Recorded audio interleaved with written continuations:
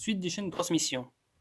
Ici, on a une chaîne de transmission à Aïcha, au roi Ibn Zubayr, qui la transmet à Abdullah ibn Urwa.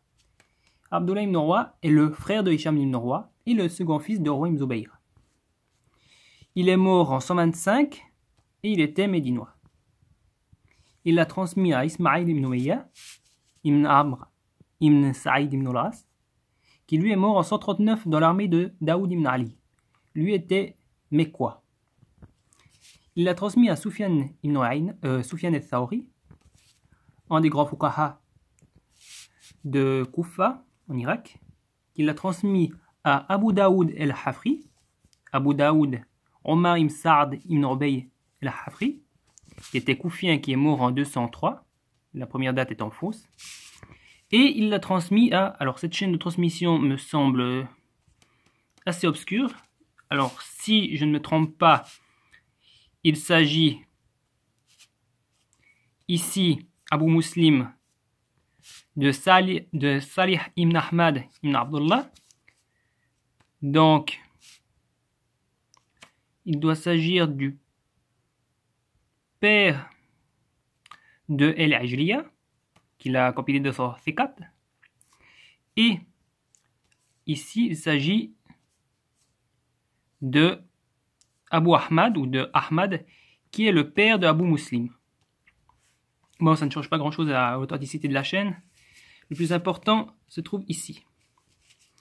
Alors, Abu Daoud a été critiqué par l'imam Ahmad, qui le considérait comme menteur et qui disait qu'on prenait de personnes plus honnêtes que lui. Mais c'est le seul qui a critiqué Abu Daoud.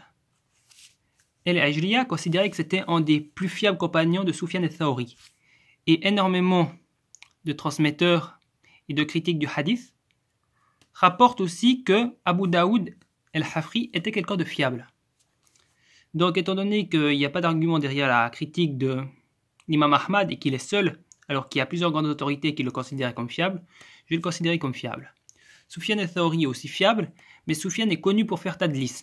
Ça veut dire donc mélanger les chaînes de transmission, affirmer qu'il l'a reçu de quelqu'un alors qu'en fait il l'a reçu de quelqu'un d'autre. Ismaïl ibn Umayya, lui, est considéré comme fiable, mais j'ai trouvé des critiques comme quoi il aurait été accusé de fabrication de hadith. Accusation grave, mais je ne sais pas dans quel contexte. Étant donné qu'il est mort en 139, même si ce hadith était fabriqué, il aurait quand même un poids, puisqu'il a quand même... il est mort 6 ans avant Hisham, il était Mekwa. Ça prouverait de toute façon que le hadith était en circulation avant 139. Et donc il a été transmis dans la première partie de la vie, entre guillemets, de Hisham alors qu'il était en Irak. Abdullah ibn Urwa est fiable, il n'y a pas de problème. Alors, pour le tadlis, je ne pense pas, parce que Soufiane al-Thawri a transmis ce hadith avec un petit rajout.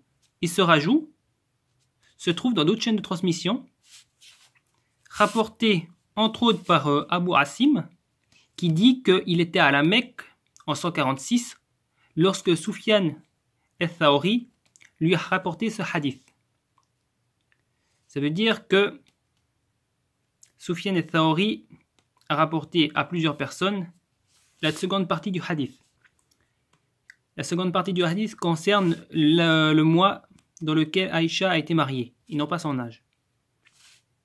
Mais étant donné que Soufiane rapporte à plusieurs personnes cette chaîne de transmission, ça amplifie la possibilité, la probabilité qu'il ait effectivement reçu d'après Ismaïl ibn Umayya, dans cette chaîne aussi. Donc le tadlis est nettement moins crédible s'agissant de cette chaîne. Pour les accusations de falsification, étant donné que je n'ai pas d'informations plus précises, je peux pas vraiment dire. Mais a priori, il n'y a pas de raison de rejeter cette chaîne de transmission. Donc on aurait une chaîne de transmission qui remonte à Urwa sans passer par Hisham et qui tendrait à démontrer que Urwa a effectivement transmis ce hadith à ses descendants. Le hadith dit que Aïcha avait 6 ans lors de son mariage et qu'elle avait 9 ans lorsque l'apôtre d'Allah l'a pénétrée. J'utilise le terme très cru, mais c'est la traduction exacte de Dakhalabi qui a un sens clairement sexuel. Ce n'est pas forcément le cas des autres termes qui peuvent être interprétés autrement, mais celui-ci a clairement un sens sexuel. C'est pour ça que je le prends sous cette forme. Ensuite, nous avons une seconde chaîne de transmission plus connue, Aïcha, qui la transmet à El Aswan ibn Yazid, qui le transmet à Ibrahim al-Nakhai, qui le transmet à El Armesh, qui le transmet à Abu Muawiyah, qui le transmet à plusieurs autorités. Alors j'ai pris celle qui se trouve dans le Musnad de l'imam Ahmad, puisque c'est ça qui sera la plus intéressante. Abu Muawiyah, donc Abu Muawiyah ibn Razim ad-Darir, a été critiqué pour faire tadlis, lorsqu'il rapporte d'après Hicham précisément. Or, l'autre chaîne que l'on a vue, il rapporte d'après Hicham, donc elle pourrait être fausse. Par contre, celle-ci, d'après l'imam Ahmad, est authentique, car l'imam Ahmad, qui a rapporté d'après lui, dit « Lorsque Abu Muawiyah rapporte d'après El Armesh, on considère qu'il est fiable, c'est-à-dire qu'il ne fait pas tadlis lorsqu'il rapporte d'après lui. » Étant donné que l'imam Ahmad rapporte directement en disant « Hadathana » et une seconde fois « Hadathana », même si toutes les autres chaînes de transmission ont « an », je peux considérer que l'avis de l'imam Ahmad a un poids suffisant pour considérer que cette partie de la chaîne est authentique. Donc, El Armesh a effectivement rapporté ce hadith. Par contre, le problème, c'est que El Armesh, lui aussi fait tadlis. El Armesh est une autorité. Il est un des vecteurs d'une des qira'at du Coran, non pas des 7, mais des 3 supplémentaires. Il a des tendances chiisantes, mais on ne lui a pas tenu grief pour cela. Et il est un transmetteur de hadith reconnu. Par contre, il est connu pour faire tadlis. Et des formes assez importantes de tadlis. Ça veut dire fausser des chaînes de transmission. Normalement, d'après El-Zahabi, je ne sais plus dans quel ouvrage, lorsqu'il rapporte d'après des autorités comme Ibrahim al-Nakhai ou Abu Salih, on considère qu'il ne fait pas tadlis et on peut les accepter sans problème. Par contre, ce qui me gêne un petit peu avec ça, c'est que j'ai l'impression que El-Zahabi se base plus sur le prestige de El Armesh que sur des arguments concrets pour affirmer cela. Puisqu'il a été accusé par des contemporains, un contemporain précisément, de faire tadlis parfois d'après Ibrahim al-Nakhai. Ibrahim al-Nakhai est un des maîtres de El Armesh dont les chaînes de transmission remontent effectivement à ce dernier. Donc il n'y a pas de doute que El Armesh a reçu énormément de hadiths d'après Ibrahim al-Nakhai et qu'il a effectivement transmis correctement sans faire de tadlis. Par contre, il y a des doutes qu'il ait fait du tadlis. Le reste de la chaîne ne pose pas de problème parce que Ibrahim al-Nakhai a reçu de El Aswad ibn Yazid qui est proche de Aïcha. Mais là, on a un an. C'est-à-dire que El Armesh ne dit pas comment il a reçu ce hadith. Dans toutes les chaînes de transmission, on a an. Et pour moi, étant donné qu'il y a cette accusation de tadlis, ça affaiblit la chaîne. Surtout que El Armesh est koufien, et toute cette chaîne est koufienne.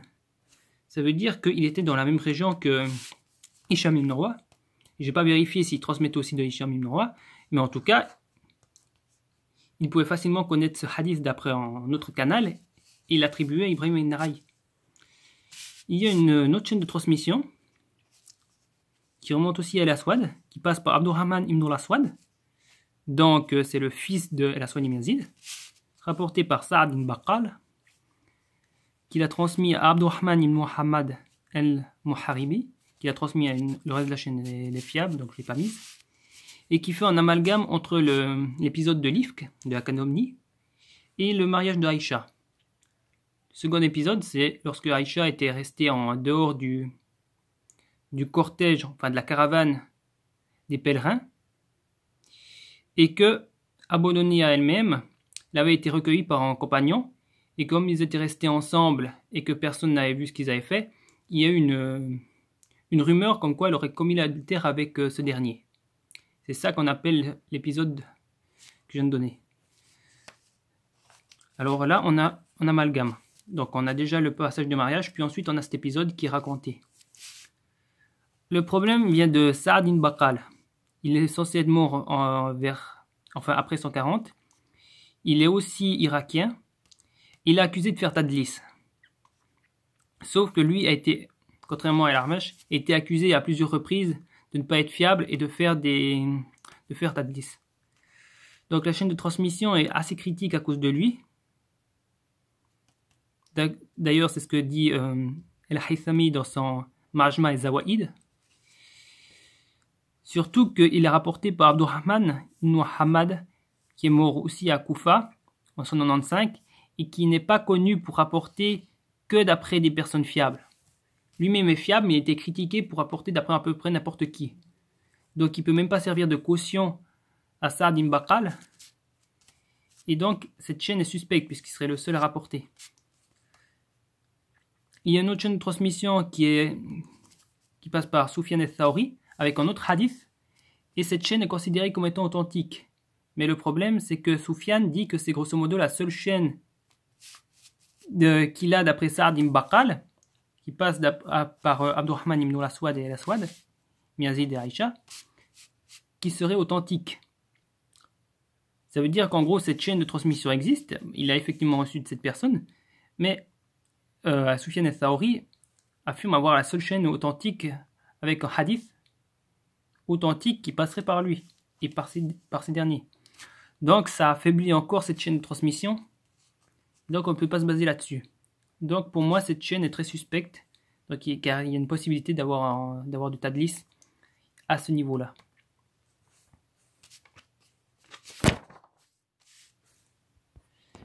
Là j'ai une chaîne qui se trouve chez Imsad. Aïcha transmet à Amra bint Abdurrahman, donc Imsad ibn Zurara, qui est une femme d'ailleurs, mort en 106, qui est médinoise, qui est une des proches de Aïcha. Elle est fiable, donc elle est connue.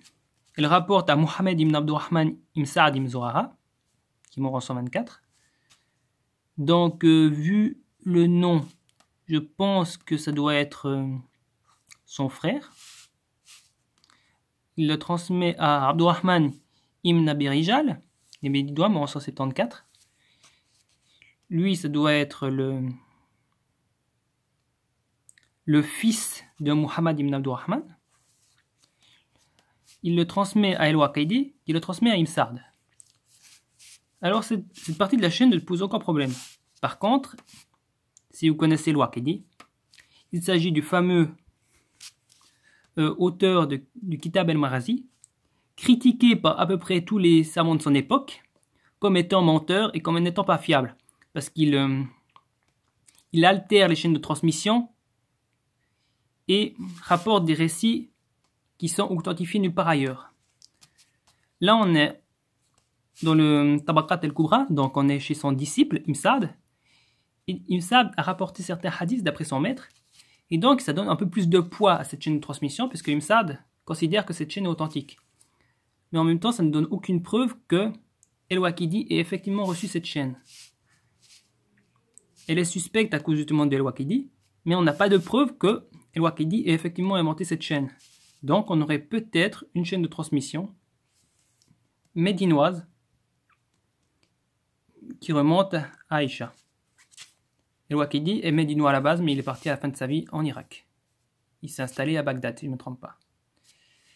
Alors, dans la prochaine vidéo, je finirai et je mettrai mon avis sur le fait de savoir s'il avait effectivement 6 ans ou 9 ans.